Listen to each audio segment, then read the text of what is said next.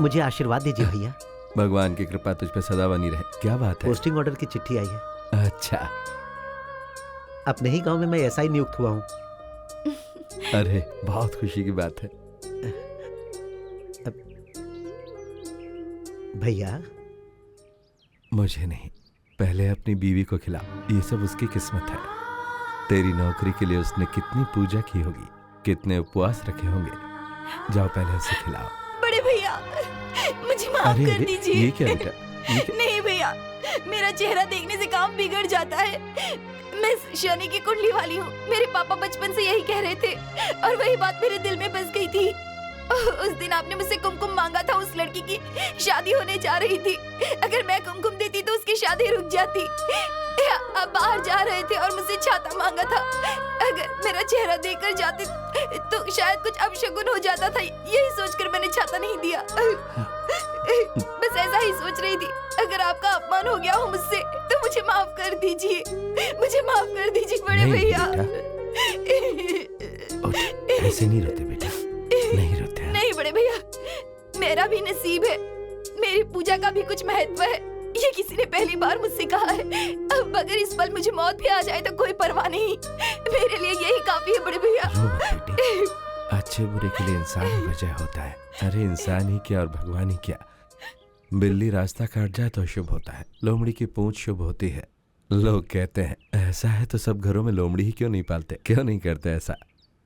अच्छा और बुरा इंसान के दिल में ही होता है बेटा, आशीर्वाद देने वाले हाथों में नहीं। आज के बाद कभी भी अपनी आंखों में आंसू मत लाना, ठीक है ना? इसका मुंह मीठा करवा। अरे खिलाना।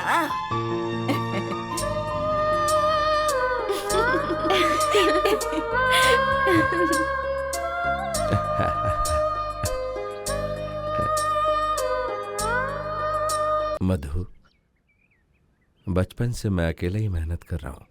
ये सोचकर मेरी मदद करने के लिए पढ़ाई दिमाग में नहीं घुस रही, ये कहकर तूने पढ़ाई छोड़ दी और काम करने लगा। अब तेरे दोनों भाई अच्छी जगह पर हैं, दोनों देवर को अच्छी पगार मिलती होगी, ये तेरी पत्नी सोचती होगी। देख मधु, ऐसा नहीं है कि पढ़ा लिखा ही कुछ कर सकता है। हिम्मत और हौसला हो तो कोई भी कुछ भी कर सकता है। तेरा दिमाग भी अच्छा है, तू कुछ भी कर सकता है। और फिर तेरी मदद के लिए सब के सब हम मौजूद तो हैं ना?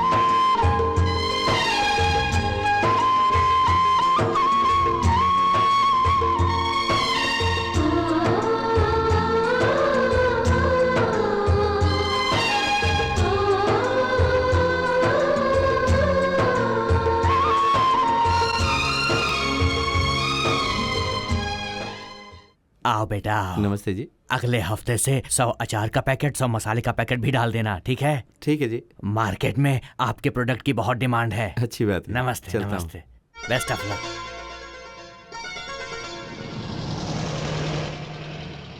ये बॉक्स अंदर रख दे। ठीक है मालिक।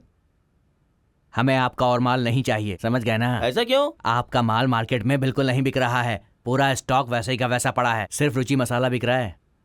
अपने दामाद को हमेशा कम समझते रहे आप। अब क्या कहेंगे? कुछ भी हो, अगर वो अच्छा रहेगा तो अच्छी बात है ना। वो लोग खुश रहेंगे तो मैं भी खुश रहूंगा। कौन है बे वो? इतने सालों से मैं व्यापार कर रहा हूँ, अभी अभी आया है वो, मुझसे मुकाबला करेगा? उसे आगे बढ़ना नहीं चाहिए। उसे यहाँ बुलाओ, मैं बात करता हूँ।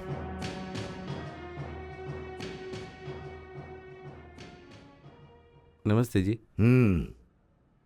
आपने बुलाया था? तुम्हें अचार की दुकान बंद करनी हो गई। कितना चाहिए?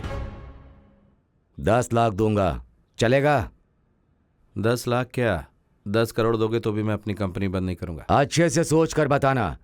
इस धंधे में छोटे से बड़ा हुआ हूं, मुझसे मुकाबला बहुत महंगा पड़ेगा। 6000 लोग मेरे नीचे काम कर रहे हैं। पूरे मुंबई में मेरी ब्रांच है। मैं मार्केटिंग नहीं कर रहा हूं।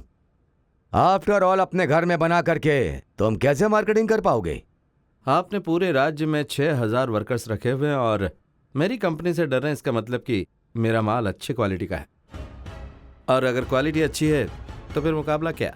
इस दुनिया में मैं कहीं भी मार्केटिंग कर सकता हूं। चलता हूं।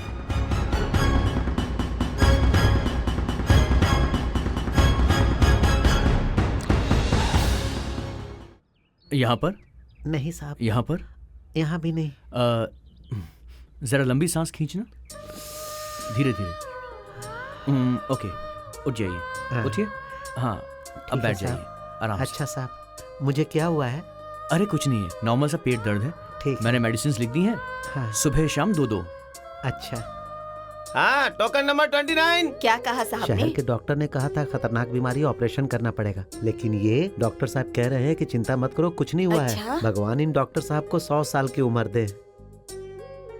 ए संटी, हाँ आ रहा हूँ भैया। ए, भगवान की कृपा से तेरे भाई का हाथ अच्छा है, उसने बहुत नाम कमा लिया है, तो उसके साथ रहकर उसका ख्याल रखना। काम में इतना घुस जाता कि ठीक टाइम पे खाना भी नहीं खाता। आप बिल्कुल चिंता मत कीजिए भैया, 1 बजे पेशेंट बंद, खाना चालू। हाँ, वैसे ही ख्याल रखना। मैं देख लूंगा भैया, आप जाइए। हाँ।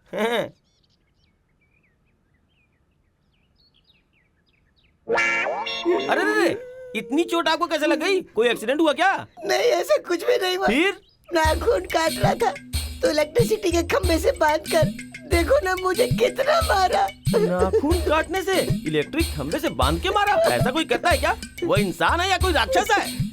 बहुत बहुत शुक्रिया हाँ। कि तुम मुझे समझ पाए। वो लोग तो मुझे समझ नहीं पाए।